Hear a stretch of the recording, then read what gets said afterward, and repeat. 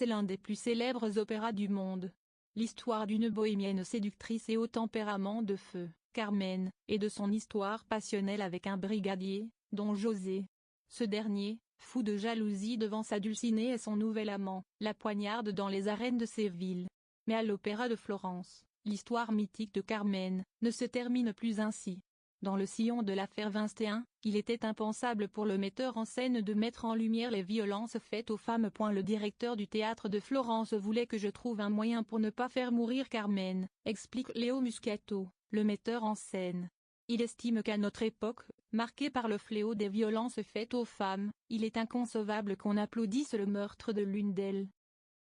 Léo Muscato a donc décidé d'inverser la fin de la pièce, et laisse entendre que c'est Carmen qui poignarde Don José.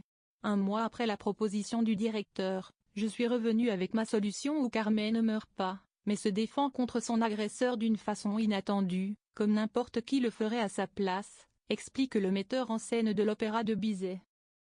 Le spectacle, qui affiche déjà complet pour sa première, le dimanche 7 janvier au Teatro Maggio, a suscité nombre de débats. Si certains félicitent le metteur en scène pour sa décision, d'autres crient au scandale voire au sacrilège d'ainsi modifier une pièce vieille de plus de 140 ans, brandissant l'éternel argument de la censure et du politiquement correct. On ne change pas l'œuvre d'un autre artiste selon des croyances ou des humeurs du moment. Si l'œuvre est en dax, on ne la joue pas. Mais on ne la change pas, lance par exemple l'humoriste Monsieur Poulpe sur Twitter, qui se plaint d'un climat bien pensant et moralisateur.